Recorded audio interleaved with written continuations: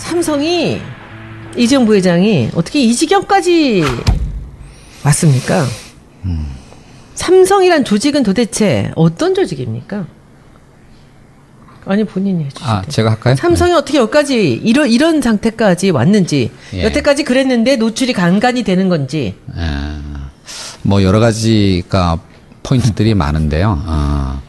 그 삼성그룹에 입사를 하면 이제 전 그룹 계열사들의 이제 신입 사원들이 다 이제 합숙 훈련을 받지 않습니까? 외워야 할 것들이 이만큼의 매뉴얼을 나눠줘요. 그 매뉴얼의 가장 첫 부분에 나오는 게 삼성 성공의 비밀 하면서 세 가지를 얘기합니다. 이건 이제 청문회 때도 제가 얘기했던 거죠. 일단 진짜 회장의 영도력, 지도력이 아닙니다. 영도력. 두 번째 미래전략실의 기획력. 그 다음에 세 번째가 계열사 이제 경영진들의 전문성. 이 세 가지가 어우러져서 오늘날의 삼성의 성공을 낳았다. 이렇게 해요. 이거를 자기 머릿속에 진실로 받아들이지 않는 사람은 삼성그룹에서 서바이벌 하지 못합니다. 주선배처럼. 그게 각인이 안 되면 그 조직에서는 버텨낼 수가 없어요. 근데 문제는 뭐냐면 이 신화를 대한민국 국민들도 다 믿고 있다는 겁니다. 그리고 삼성 사람들도 이제는 스스로 믿어요. 진짜로. 이걸 만들어낸 사람들도. 우리 모두가 허상을 보고 있는 거예요. 종교구나. 예. 이거 이런 표현 쓰면 안 되겠다. 조금 전에 제가 무슨 표현을 쓰려고 그랬냐면 북한하고 비슷하다 이렇게 표현하려고 그랬어요. 진짜 그렇습니다. 그러니까 이게 자기네들이 만들어낸 허상을 자기 스스로 믿어버리고 그다음에 국민 모두를 그러니까 믿게 만드는 힘을 가진 조직이 바로 삼성입니다. 그런데 실제로 그러면 이 세 가지가 잘 작동할까요? 더 나아가서 오늘날에도 과거처럼 유효하게 작동할까요? 이걸 우리가 물어봐야 돼요. 그렇지 않습니다. 바로 이게 진짜로 허구예요. 일단 여러분들 이건희 회장이 삼성그룹 특히 삼성전자의 성공에 얼마나 기여했다고 생각하십니까? 모든 언론들이 뭐 반도체 신화 뭐 얘기하면서 또는 뭐 애니콜 만들어가지고 불량이 나니까 그거 다 화형식 시키고 뭐 이런 식의 리더십을 발휘했다라고 얘기를 하죠. 근데 이건희 회장이 삼성그룹의 회장으로 재직한 게 한 26년 정도 됩니다. 87년 말에 해서 이제 2014년까지 있었으니까. 근데 그 약 16년, 17년 정도 되는 기간 동안 이른바 친정, 본인이 직접 경영을 한 기간은 극히 짧아요. 이것부터 아셔야 돼요. 그러니까 88년에 총수가 됐지만 지금 이재용 부회장과 마찬가지로 아버지의 가신들과의 일정한 정도 과도기를 거쳐요. 그 기간 동안에 나설 수가 없어요. 그러니까 이게 유운 통치가 이루어지는 시기예요, 진짜로. 그리고 한 5년 정도 지나고 난 다음에 93년에 프랑크푸르트 선언을 통해서 즉 마누라와 자식을 빼고 다 바꿔라. 그게 바로 이제 이건희 회장이 친정 체제로 들어왔던 그 타이밍입니다. 그리고 몇 가지 사업을 본인 이름으로 시작을 했어요. 다 실패했습니다. 성공한 거 하나도 없습니다. 자동차 이런 거. 반도체는 이병철 회장 때부터 시작한 거예요.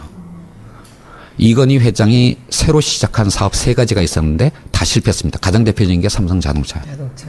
정말로 성공한 게 없어요. 그리고 그게 나라를 말아먹을 뻔했어요. 그룹뿐만이 아니라. 그리고 그 외환 위기가 난 다음에 바로 직후에 이건희 회장은 폐암 수술을 받아서 사실은 일을 할 수도 없었어요. 그래서 뒤로 물러나 있었어요. 바로 그때부터 사실은 이학수 부회장의 관리의 삼성이 만들어진 겁니다. 그래서 삼성의 성공은 오히려 이건희 회장이 경영에 개입하지 않았기 때문에 성공한 거예요. 정말로 역설적으로. 이게 앞으로 우리나라 재벌들의 변화 또는 3세들이 어떻게 가야 되는가를 보여주는 굉장히 시사성이 있는 대목이라고 생각해요. 이제 재벌 총수가 경영에 직접 개입하면 개입할수록 그 그룹은 망합니다. 그리고 이제 2004년쯤 돼서 건강이 회복돼 가지고 다시 돌아왔어요. 그때 이제 나오는 게 뭐냐면 5년 후 10년 후에 먹을 거를 신수종을 찾아라. 이게 그때 한 말이고요. 위기를 강조하는 그게 그때입니다. 근데 1년도 안 지나서 엑스파일 사건이 터졌어요. 2005년에. 그다음에 2007년도에 김영철 변호사 양심 고백이 있었고 역시 들어오자마자 아무것도 못했어요. 그리고 삼성 특검 수사받았고 그리고 일부분은 유죄 판결 받았고 그리고 이제 대통령 특별 사면, 원포인트, 한 사람만 딱 찍어서 사면한 거를 받아서 2010년에 다시 경영에 복귀했습니다. 그때 어떤 일이 벌어졌냐면, 김영철 변호사 책을 읽어보게 되면, 김영철 변호사가 7년 동안 삼성 거기에 법무팀장을 7년 동안 일을 했는데요. 그 7년 동안 이건희 회장이 사무실에 출근한 걸 2번밖에 못 봤다 그랬어요. 근데 그 2010년 경영 복귀 이후에는 일주일에 2번씩 사무실에 나왔어요. 복도에 기자들이 쫙 있으면서 회장님 뭐 어떠십니까 물어보면 이명희, 그러니까 형님이라고 부르지도 않고 이명희가 어쩌고 저쩌고 이런 식의 정제되지 않은 발언을 쏟아내는 그 시점에 갔다가 바로 병원에 실려갔어요. 그러니까 뭘 했다는 얘기예요. 정말로 한 게 없어요. 그러니까 진짜로 미래전략실 임원들을 만나보면 삼성그룹의 경영은 정말로 미래전략실이 한 거예요. 이건희 회장이 한 게 없습니다. 오히려 뒤로 물러서 있었기 때문에 그나마 그래도 기획되고 관리되고 그다음에 전문 경영인들의 뭔가 비즈니스와 관련돼서는 재량권을 갖고 있었기 때문에 그래서 성공한 거예요. 이 신화부터 깨야 돼요. 그런데 이 성공 방식이 이제는 더 이상 작동하지 않게 되었다라고 하는 겁니다. 바로 그 미래 전략실에 있는 임원들이 이제는 뭐냐면 과거와 같은 방식으로 그룹 전체를 관리할 수가 없어요. 이젠 삼성그룹은 구멍가게가 아닙니다. 저 끝에 있는 계열사에서 무슨 일이 벌어지는지 정보가 제대로 전달이 안 되는데 어떻게 정확한 판단을 내리겠어요? 그게 바로 그런 어떤 문제가 물산 합병 때 가장 극명하게 나타난 겁니다. 실제로. 그래서 과거의 성공은 이건희 회장이 개입 안 했기 때문이고요. 그런 어떤 삼성그룹의 경영 방식은 지금 더 이상 작동하지 않는 거고, 그리고 어떤 의미에서는 이재용 부회장은 사실은 지난 2년 반 동안 미래전략실 임원들에 의해서 놀아나는 허수아비였을 수도 있어요. 실제로. 장충기 사장 등등이 이거 너를 위한 거다. 너에게 적대적 M&A가 불가능할 정도의 지분을 만들어줄게. 물산 합병을 통해서, 지주회사 전환을 통해서. 자, 그러고 난 다음에 너 하고 싶은 대로 해. 너 하고 싶은 거 많잖아. 그때까지 내 말 따라와. 이렇게 하면서 불가능한 일을 만들려고 했기 때문에 무리수를 뒀게 되고 그 무리수가 불법행위까지 간 거예요. 더 이상 과거의 삼성과 같은 방식으로 경영하면 안 된다. 이것 자체가 우리가 알고 있는 삼성의 모습이 허상이다라고 하는 걸, 그게 바로 삼성의 변화의 첫 출발점이다라고 하는 걸 기억해 주시기 바랍니다. 질문. 네. 지금 말씀이 그러면은 그 삼성 이병철 회장 때부터 있었던 그 비서실 있잖아요. 네. 막강 비서실이 지금 미래전략실로 왔는데 그 비서실에 있을 때 임원들과 지금 이 미래전략실 임원들의 그 능력이라든지 하는 일의 업무가 좀 다르다는 거죠, 범위가. 예, 사실은 그러니까 좀 오버됐다라는 얘기인가요? 그러니까 창업자 이병철 회장이 60년대 비서실을 만들었을 때는 그야말로 비서실 조직이었어요. 그리고 그때는 이병철 회장 혼자가 모든 계열사들의 상황을 다 보고받고 다 직접 의사결정할 정도로 작았습니다. 그리고 그런 상태에서는 그런 조직이 가장 그러니까 효율적일 수 있어요. 근데 이게 점점 커져가는데 그 소병회, 그러니까 이건희 회장으로 넘어갈 때 처음에 이제 소병회 회장실에서는 주로 그 비공식 참모 조직의 중심이 기획 파트였어요. 기획팀. 그래서 이제 그 기획팀이 삼성자동차를 이제 기획해서 추진하다가 다 말아먹고요. 그다음에 거기 있는 사람들 다 잘렸습니다. 그리고 이제 97년 외환위기 때 이학수 부회장 체제로 이제 넘어오는데 이학수 부회장 때부터는 재무팀이 미래전략실의 핵심으로 등장을 했어요. 그래서 정말로 이제 숫자를 가지고 기업을 경영하는. 그러니까 그게 어떤 의미에서는 현대그룹이나 대우그룹처럼 대마불사의 전략을 가지고 규모를 키워서 오히려 국민경제를 볼모로 잡는 그 방식으로 간 게 아니라 그러니까 이학수 부회장 시절에 재무팀은 축소지향적으로 간 거예요. 그래서 깔끔하게 관리하는.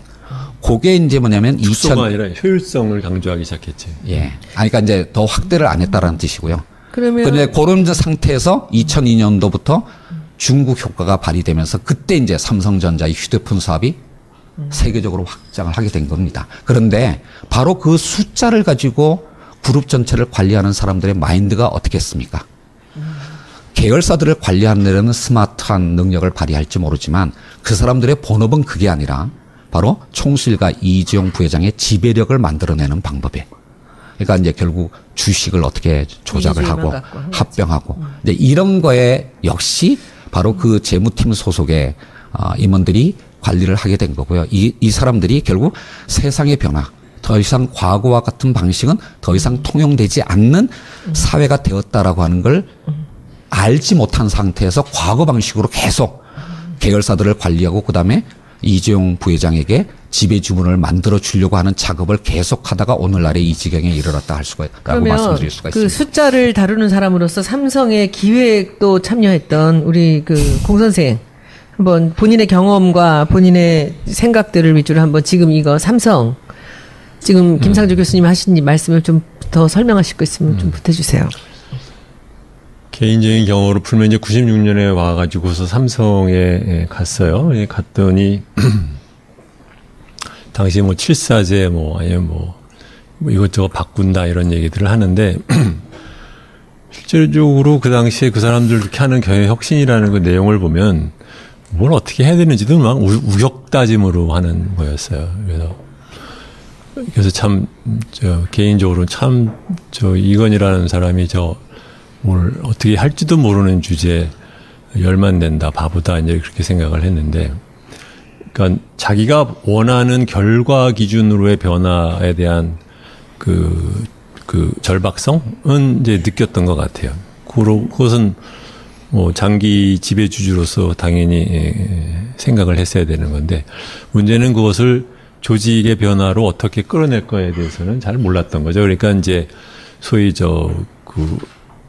누가 그 얘기하던데 무솔리니가 그 이탈리아에서 그 출산 정책 할 때 애 안 낳으면 끊고 감옥 집어넣고 하던 식으로 말하자면 이제 우격다짐으로 이거 해 저거 해. 이거 대표적인 케이스가 7시 나와. 그래서 4시에 퇴근해가지고 그 다음에는 창의적으로 자기의 전문성을 길러. 그거 정말 바보 같은 소리잖아요, 그렇죠? 예, 그러니까 턱도 안 되는 짓들 갖다 이것저것 막 해댄 거죠. 그러다가 97년에 나빠지고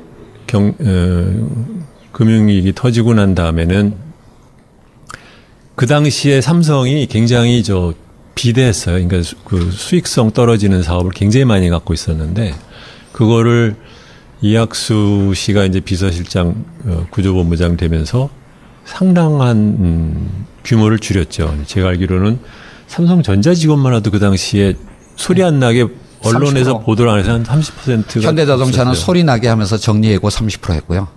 삼성전자는 소리 안 내게 30% 인원 정리했어요. 이게 삼성과 현대의 차이거든요. 언론한테 돈 매기면 되는 거니까 이렇게 대단한 건 아닌데 그러면서 그다음에 이제 자본 효율성 같은 거 따지고 그러고 방금 말한 대로 이제 기획팀이 몰락하고 재무팀이라고도 하지만 이제 관리팀이라고도 해요. 처음에는 저는 삼성 가가지고 관리 그러게 관리가 뭐야? 무슨 말이지? 저 영어로 번역이 안 되는 개념인데 심지어는 제가 모시던 윗사람이 외국인이랑 만나는 자리에 이제 저를 데리고 갔는데 자기가 넌 뭐 하는 사람이야? 이거 난 관리 담당이라고 말을 하는 거야. 그러면서 나보고 그 양반이 영어로 말하고 싶으니까 주차장 관리가 영어로 뭐지? 그래서요. 그 파이낸스입니다. 그랬더니 아니 파이낸스는 아니지. 응? 이 매니지먼트 아니지. 어드미니스트레이션 그것도 아니고 자기가 고민해요. 그러니까 개념적으로. 근데 그러니까 재무라는 삼성에서의 역할이 말하자면 이제 그러니까 사실은 재무랑 관리가 나중에 합쳐서 지금 재무팀이라고 옛날에는 관리랑 재무가 좀 재무는 일종의 말하자면 이렇게 파이낸싱 또는 스트럭처링 하는 데고 재무가 관리를 총괄하게 된 관리는 성과 관리는 관리팀에서 하는 거예요. 근데 그게 원래 서구 기업에서는 그걸 재무가 하는 거예요. 어쨌든.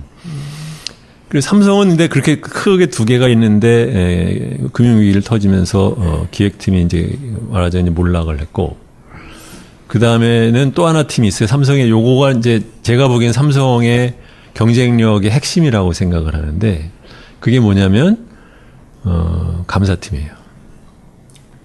그 감사팀의 검찰 같은 역할이 뭐냐면 삼성의 독특한 컬처가 있어요. 그러니까는 바깥에는 뇌물을 매겨라. 그래 너는 받지 마. 네. 그 엄격한 그 이중 잣대를 갖고 있어요. 그래서 내부적으로는 그 부패에 조금이라도 그러니까 심지어는 예를 들어서 관계사나 밖에서 돈을 그 받으면 그거는 아주 막 작사를 해요. 그런데 돈 주는 거는 벤치마크를 잡는 게 이건 제가 이건희의 말이라고 제가 전해 들은 말인데 미쓰비시를 벤치마크를 해라라는 걸 사장단에서 여러 번 얘기를 해요. 미쓰비시에 왜 벤치마크를 하라 그러냐면은 미쓰비시는 일본에서도 그 로비를 할 때 잘하는 게 뭐냐면 관료의 처음 사무관 때부터 같이 큰다는 거죠. 미쓰이안. 미쓰비시라고 그랬어요, 나한테는. 그래서 미쓰비시 하듯이 그렇게 초창기 때부터 관료들을 갖다 미리미리 다 그 매겨놓고 그 사람이 나중에 갔을 때 하고 그 사람이 관두더라도 그 사람이 계속해서 관리를 해서 관리라는 게 말하자면 이제 계속해서 돈을 준다는 얘기죠. 그래서 이제 나중에 또 다시 또 돌아오면 또 뭐 해주고 하는 그거를 아주 중요한 자기네들의 그 말하자면 경쟁력의 요체로 생각을 해요. 그래서 같은 재벌이라 하더라도 그 독특한 컬처가 있는 것이 외부적인 그 뇌물의 체계화와 내부적인 뇌물의 그 침입을 절대로 막는 것. 거기는 플러스 이제 뭐 일종의 우리나라의 고질적인 병폐라고 하는 부패 플러스 인사 문제, 파당 그를 만드는 걸 엄청나게 그 말하자면 막았어요. 그래서 예를 들면 뭐 같은 고등학교 출신 동문회가 뭐 연말에 뭐 망년을 했다. 또는 대학교 출신들이 망년했다 그러면 그건 감사감이 됐거나 아니면 책임자 묻고 이랬단 말이죠. 그러니까 이것이 그러한 결과 때문에 그 다른 재벌과는 달리 삼성에는 명문대학교 나온 사람이 아닌 사람들 중에서 높은 자리에 올라간 사람이 굉장히 많죠. 근데 그것이 바로 그러니까 내부적인 염직성과 내부적인 파당을 막는 것, 이게 한국 사회의 아주 고질적인 거를 이병철 씨가 옛날부터 그것은 굉장히 그 까다롭게 관리를 했던 것 같고, 그것을 꾸준하게 지키는 것이 삼성의 이제 중요한 경쟁력이었다 생각하는데, 제가 갔을 때는 당시 이제 반도체가 한참 호황이었다가 잠깐 이제 꺼졌을 때였어요. 근데 그 당시에 그 삼성 안에서는 우리가 이익을 1조를 넘었다고 막 그냥 흥감해할 때, 감격할 때였는데, 그리고 이제 그 당시에는 이제 반도체 혼자 돈을 벌고 나머지는 다 거의 다 적자에 가까웠어요.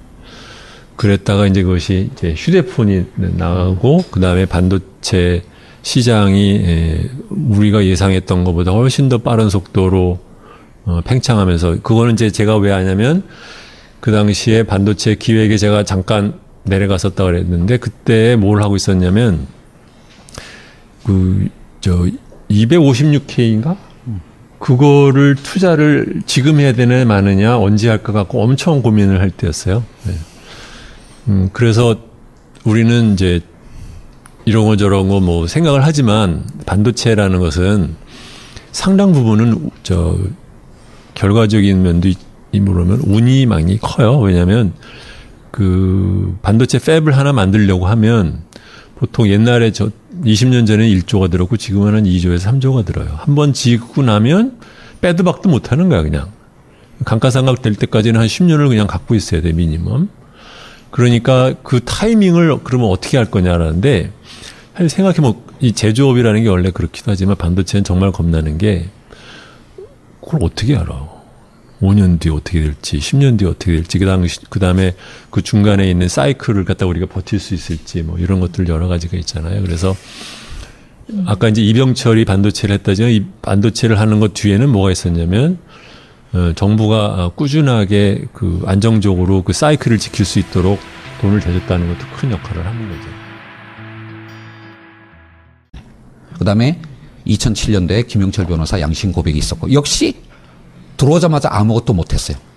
그리고 삼성특검 수사받았고, 그래서 일부분은 유죄 판결 받았고, 그리고 이제 대통령 특별사면 원포인트 한 사람만 딱 찍어서 사면한 거를 받아서 2010년에 다시 경영에 복귀했습니다. 그때 어떤 일이 벌어졌냐면, 김영철 변호사 책을 읽어보게 되면 김영철 변호사가 7년 동안 삼성 거기에 법무팀장을 7년 동안 일을 했는데요. 그 7년 동안 이건희 회장이 사무실에 출근한 걸 2번밖에 못 봤다 그랬어요.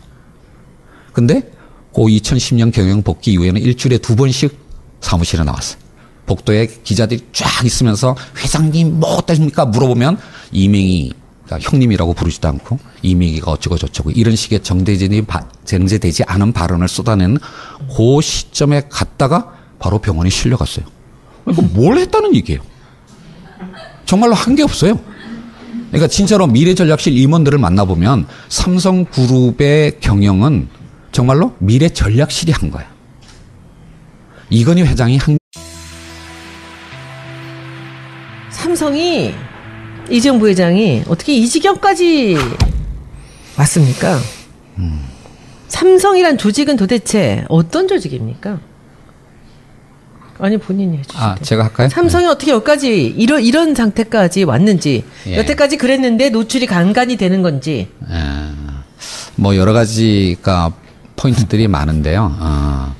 그 삼성그룹에 입사를 하면 이제 전 그룹 계열사들의 이제 신입 사원들이 다 이제 합숙 훈련을 받지 않습니까? 외워야 할 것들이 이만큼의 매뉴얼을 나눠줘요. 그 매뉴얼의 가장 첫 부분에 나오는 게 삼성 성공의 비밀 하면서 세 가지를 얘기합니다. 이건 이제 청문회 때도 제가 얘기했던 거죠. 일단 진짜 회장의 영도력, 지도력이 아닙니다. 영도력. 두 번째 미래전략실의 기획력. 그 다음에 세 번째가 계열사 이제 경영진들의 전문성. 이 세 가지가 어우러져서 오늘날의 삼성의 성공을 낳았다. 이렇게 해요. 이거를 자기 머릿속에 진실로 받아들이지 않는 사람은 삼성그룹에서 서바이벌 하지 못합니다. 주선배처럼. 그게 각인이 안 되면 그 조직에서는 버텨낼 수가 없어요. 근데 문제는 뭐냐면 이 신화를 대한민국 국민들도 다 믿고 있다는 겁니다. 그리고 삼성 사람들도 이제는 스스로 믿어요. 진짜로. 이걸 만들어낸 사람들도. 우리 모두가 허상을 보고 있는 거예요. 종교구나. 예. 이런 표현 쓰면 안 되겠다. 조금 전에 제가 무슨 표현을 쓰려고 그랬냐면 북한하고 비슷하다 이렇게 표현하려고 그랬어요. 진짜 그렇습니다. 그러니까 이게 자기네들이 만들어낸 허상을 자기 스스로 믿어버리고 그다음에 국민 모두를 그러니까 믿게 만드는 힘을 가진 조직이 바로 삼성입니다. 그런데 실제로 그러면 이 세 가지가 잘 작동할까요? 더 나아가서 오늘날에도 과거처럼 유효하게 작동할까요? 이걸 우리가 물어봐야 돼요. 그렇지 않습니다. 바로 이게 진짜로 허구예요. 일단 여러분들 이건희 회장이 삼성그룹 특히 삼성전자의 성공에 얼마나 기여했다고 생각하십니까? 모든 언론들이 뭐 반도체 신화 뭐 얘기하면서 또는 뭐 애니콜 만들어가지고 불량이 나니까 그거 다 화형식 시키고 뭐 이런 식의 리더십을 발휘했다라고 얘기를 하죠. 근데 이건희 회장이 삼성그룹의 회장으로 재직한 게 한 26년 정도 됩니다. 87년 말에 해서 이제 2014년까지 있었으니까. 근데 그 약 16년, 17년 정도 되는 기간 동안 이른바 친정, 본인이 직접 경영을 한 기간은 극히 짧아요. 이것부터 아셔야 돼요. 그러니까 88년에 총수가 됐지만 지금 이재용 부회장과 마찬가지로 아버지의 가신들과의 일정한 정도 과도기를 거쳐요. 그 기간 동안에 나설 수가 없어요. 그러니까 이게 유운 통치가 이루어지는 시기예요, 진짜로. 그리고 한 5년 정도 지나고 난 다음에 93년에 프랑크푸르트 선언을 통해서 즉 마누라와 자식을 빼고 다 바꿔라. 그게 바로 이제 이건희 회장이 친정 체제로 들어왔던 그 타이밍입니다.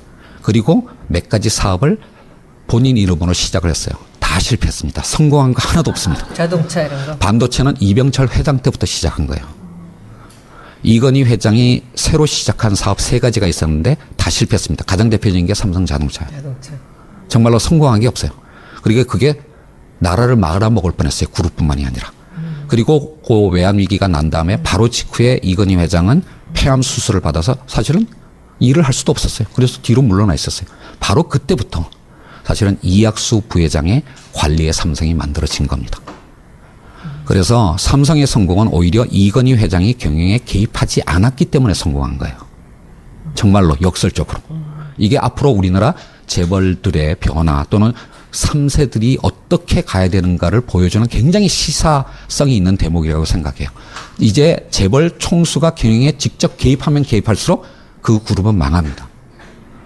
그리고 이제 2004년쯤 돼서 건강이 회복돼가지고 다시 돌아왔어요. 그때 이제 나오는 게 뭐냐면 5년 후, 10년 후에 먹을 거를 신수종을 찾아라. 이게 그때 한 말이고요. 위기를 강조하는 그게 그때입니다. 근데 1년도 안 지나서 엑스파일 사건이 터졌어요. 2005년.